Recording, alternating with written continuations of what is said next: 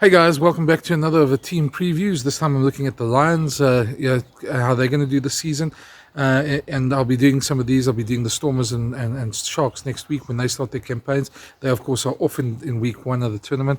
So let's look at the Lions. Last season, they came right, but they're probably the worst. Well, I say the worst of the South African sides. They finished last of the four South African franchises.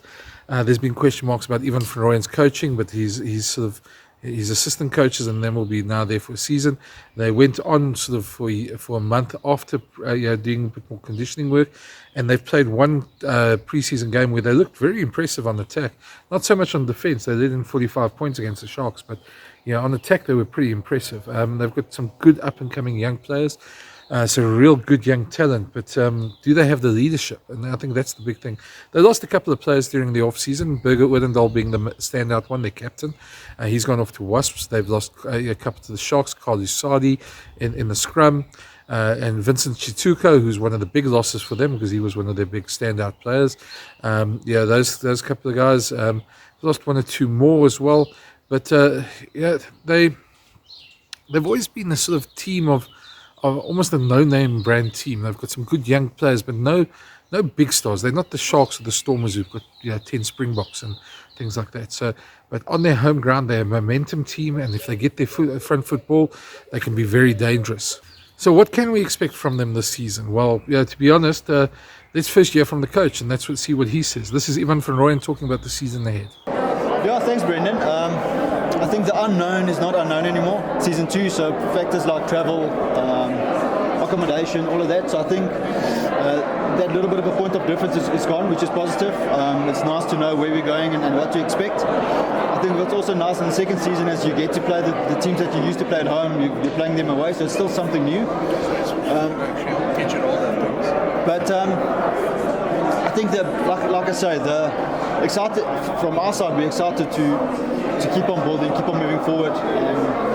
We barely settled in before the first campaign. We had between 2 and 4 sessions, depending on what coach you refer to, before game 1 in Italy.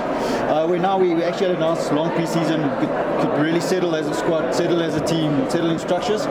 So we're really excited to connect. Also, one of the big differences is from game 1, we're going to allow some fans, where that only happened in the middle part of the season.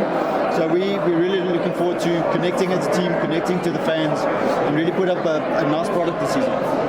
As always, all these longer interviews are available on the YouTube channel. So if you want to see the full interview, go scroll down to the playlist that says the Lions, and you'll find it there, as well as all their press conferences and interviews during the season. But there's obviously a lot of confidence and a lot of excitement in the team. They've got some really good young players. They've brought a couple more. They've brought in 2 very good youngsters from the Griquas, Zander Duplessis and Sango Amlashe. So, excuse me if I said it, Amlashe. Anyway, if I did get it wrong, I do apologize. Both of them are extremely exciting young players. They've got Andres Kutsia back from Zebra. He was in Italy for a while, and he's back, and he'll give some experience to that. They've got Tian Swanepoel's massive boot. He kicked a 70-meter penalty the other day on World Rugby's Challenge. You can find that also on YouTube if you want to go have a look. So they've got some good depth there as well. Kieran Horn is one of the exciting youngsters coming through in the back line. You look as well, Marius Lowe signed from the Sharks, Anele Nohamba's signed from the Sharks. Reinhard Jonker, Marius Jonker's son, is also signed from the Sharks. So they're getting some good depth in there, but also not massive stars, but players that can really make a difference to the team. In terms of signing a replacement for Carl Lusadi, they've brought in JP Smith.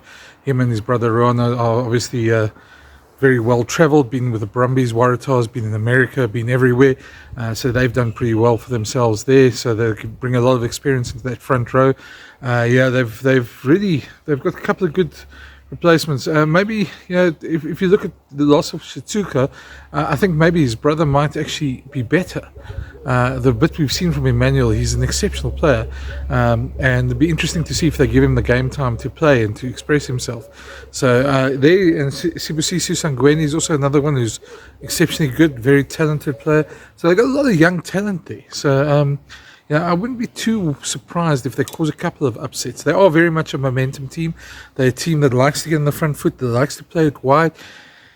And if they get that sort of ball and they play at altitude and they get some self-belief, they can really cause some trouble for teams. As the season goes on, I think they might struggle in terms of depth. They've got lots of youngsters, lots of inexperience there, so they might struggle when it comes to the big games with a bit of depth. But all in all, I think they will have another mid sort of table, sort of ending for them, and probably a little bit better than they did last year.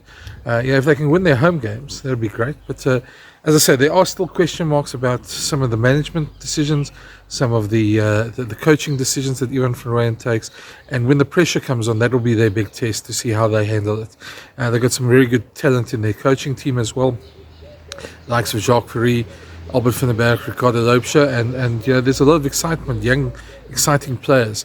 I worry a bit about their defence, to be very honest, and to see if they can, long term in the competition, if they can sort of keep up the sort of standard that's needed to make it to the playoffs. I do see them struggling a little bit in Europe as well, just against some of the bigger teams that they'll be playing. But in all, there's no reason why they can't do very well. So, I think we're probably going to see them finish last of the South African teams again, but we'll see them a lot higher up on the table. I think there's a lot more lessons that have been learnt. Of course, the counter to that is if the worries about the coaching are still relevant, and if they are a big factor, you might see them a bit lower down on the table. But that waits to be seen. That's the exciting thing about this. We're all sort of speculating. At the beginning of a season, we don't really know. We're all hoping for the best for the Lions as well. Joburg deserves a good season. Joburg's fans haven't really seen their team perform that well since Johan Ackermann was there and Swys de Bray. So I'd like to see them put that into practice a little bit as well. Anyway, that's my thoughts on the Lions. Just let me know your thoughts. Where do you think they're going to end up? Leave them in the comments below. And if you haven't already smashed that subscribe button, please do, so you can see some more of these videos. Anyway, great chatting to you. Until the next video. Cheers.